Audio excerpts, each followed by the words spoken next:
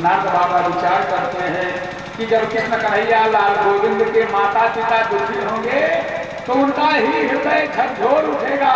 जो आनंद लीला में वो मगन है वो अपने आप ही खिंच करके चले आएंगे। इसलिए नाथ बाबा ने अपने मन में ये षड्यंत्र रचा है। उसने कहा बाबा सही कहते हो, इनको जब चाहूंगा तब मार दूंगा, लेकिन इन्होंने हमारे साथ विश्वासघात धोखा किया है तो दंड तो मिलेगा ही। इसलिए कहा पहले मैं अपने काल को समाप्त करूंगा तब इन्हें समाप्त करूंगा, इन्हें मारूंगा, इन्हें तड़पा करके मारूंगा। क्योंकि हमारे साथ जैसे मैं तड़प तड़प के मर रहा हूं, प्रतिदिन तिल तिल के मर रहा हूं, ना मरने में हूं मैं ना जिंदा रहने में हूं। प्रतिदिन हमको ऐसा लगता है कि किस दिशा से हमारा काल आ जाए। इसलिए तुरंत ही वसुदेव और देवकी को पुनः बंदी बना लिया, हाथों में हथकड़ियां पैर में बेड़ियां डलवा करके और उसी कारागृह में पुनः डलवा दिया।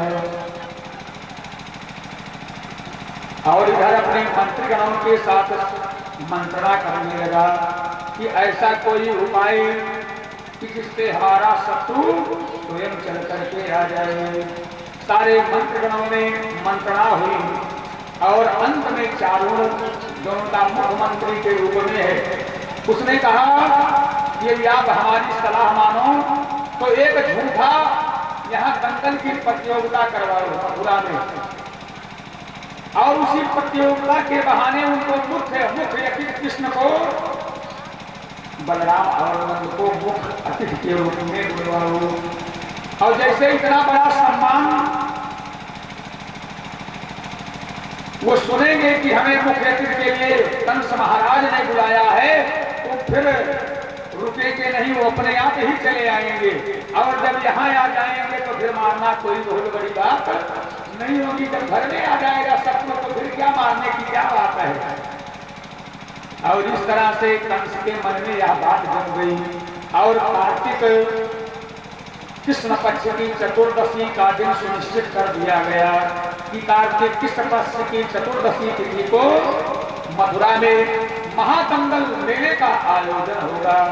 और उसी आयोजन के बहाने हम पहले से ही सब तैयार रहेंगे, सारे महारथी सब सिपाही तैयार रहेंगे। जैसे ही आएगा वह रंगशाला में उद्घाटन अर्थात फीता काटने को कौन कहे द्वार पे ही कृष्ण का काम तमाम कर देंगे। और इस तरह से कहा कि अब उनके पास मुख्य अतिथि का फरमान कौन लेकर के जाएगा। अगर कोई सिपाही ले जाएगा तो हो सके उन्हें शंका हो जाएगा, सचेत होकर के वो भी आए।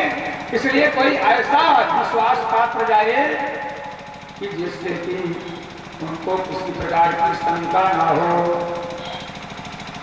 तब तक वहां मुश्किल था। मुश्किल ने कहा महाराज अक्रूर जी उनके रिश्तेदार हैं, संबंधी हैं और अपने यहाँ मंत्री भी हैं। इसलिए यह कार्य अक्रूर जी को सौंपा जाए, क्योंकि यदि अक्रूर जाएंगे तो उन्हें किसी भी प्रकार की शंका नहीं होगी। और वह पत्र अक्रूर जी को दिया। अक्रूर जी लेकर के गोकुल पहुंचे हैं। अब गोकुल में जब पहुंचे नंद बाबा, बलराम भैया और कृष्ण कन्हैया लाल ने उनका खूब स्वागत किया है। नंद बाबा कहने लगे कि आपको हमने तो पुत्र के जन्म पर नाम करने के संस्कार के अवसर पर हर बार आपको आमंत्रित करते थे, लेकिन चलो कम से कम भैया इतने दिनों के बाद फुर्सत मिली, नात रिश्तेदार भी याद आए हमको। अक्रूर जी ने कहा क्या बताऊं, हमारा राजा कंस इतना क्रूर है कि वह एक काम समाप्त ही नहीं होता है तो दूसरे के लिए नौकरी ही हमारी ऐसी है कि ये काम हम लोग समाप्त नहीं कर पाते हैं, तब तक वह दूसरा काम हमको सौंप देता है। उसके यहाँ फुर्सत नहीं मिलती है। आवाज भी मैं कोई रिश्तेदारी करने के लिए नहीं बल्कि कंस के ही आदेश का पालन करने के लिए आया हूँ। और वह पत्र दे दिया। कृष्ण कन्हैया लाल ने कहा चाचा जी ये तो बहुत अच्छी बात है, क्योंकि किसी उत्सव के बहाने हम लोग भी शहर का मेला देख लेंगे, कभी शहर नहीं देखा है शहर में भी घूम फिर लेंगे। और बहुत प्रसन्न हुए।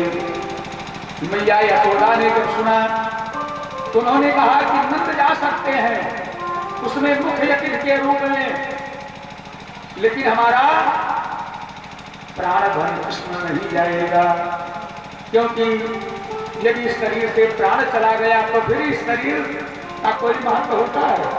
शरीर का कोई महत्व होता ही नहीं है।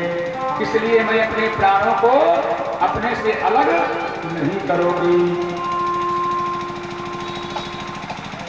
भगवान कृष्ण कन्हैया लाल ने योग माया का ध्यान किया है कि मैया शारदा आप ही कृपा करो, क्योंकि अब जिस उद्देश्य को लेकर हमने अवतार ग्रहण किया है वह अवसर आ चुका है। और योग माया शारदा मैया ने जैसा ही यशोदा मैया पर कृपा किया, वैसे यशोदा मैया कहने लगी कि केवल जितने दिन वहां कार्य है उतने ही दिनों के लिए, 2-4 दिनों के लिए ही मैं तुम्हें यहां से जाने दूंगी। यह बात पूरे गोकुल में जंगल के आग की तरह से फैल गई।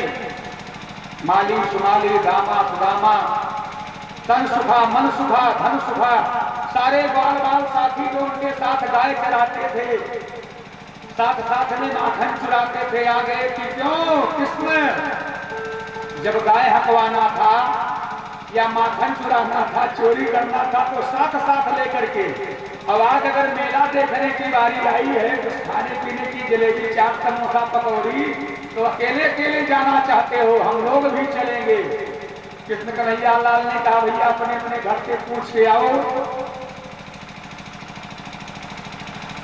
अगर आपके माता पिता जाने के लिए राजी हो तो हम ले चलने के लिए तैयार हैं। सारे ग्वाल गांव सखा अपने अपने घर गए, पूछ के आए। पूरे गोकुल में जंगल के आग की तरह से यह बात फैल गई कि कृष्ण कन्हैया गोकुल से मथुरा दंगल आयोजन में मुख्य अतिथि के रूप में जा रहे हैं।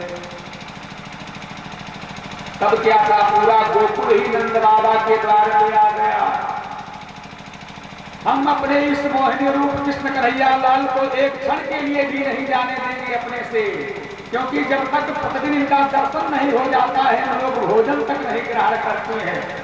अपने कार्य की शुरुआत इनका दर्शन करके ही हम लोग करते हैं। लेकिन सब पर योग माया कृष्ण कन्हैया लाल ने फिर पुनः शारदा देवी से सहायता मांगा और मैया शारदा की कृपा हुई। सारे गोकुलवासी ने अनमने मन से कृष्ण कन्हैया लाल को विदा करते हैं। किस शर्त पर कि जैसे ही वहां का कार्य पूर्ण होगा, वह मेला दंगल जैसे ही आप वहां पर मुख्य अतिथि के रूप में जा रहे हैं, शुभ आरंभ करवा करके और पुनः जब लौट आने के लिए वचन दे तभी हम आपको जाने देंगे। कृष्ण कन्हैया लाल सारे ग्वाल बाल गोपियों से कहते हैं, कुछ दिन गए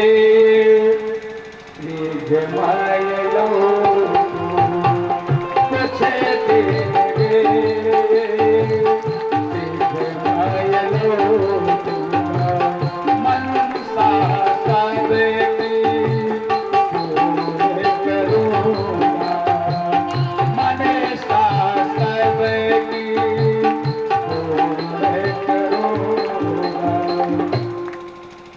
सबको वचन दिया कि जैसे ही मैं मथुरा का कार्य समाप्त करूंगा, अपना जैसे ही उद्देश्य पूरा करूंगा, तैसे मैं लौट करके गोकुल में आ जाऊंगा, क्योंकि आप लोग हमारे प्रेमी हो और मैं आप लोगों का प्रेमी हूं। मेरा भी मन अन्यत्र नहीं लगने वाला है। ललिता आ गई है, राधा आ गई है। कहा यार सबको तो समझा दें, लेकिन या तो आप हमें अपने साथ में लेकर चले, अन्यथा मैं आपको नहीं जाने दूंगी।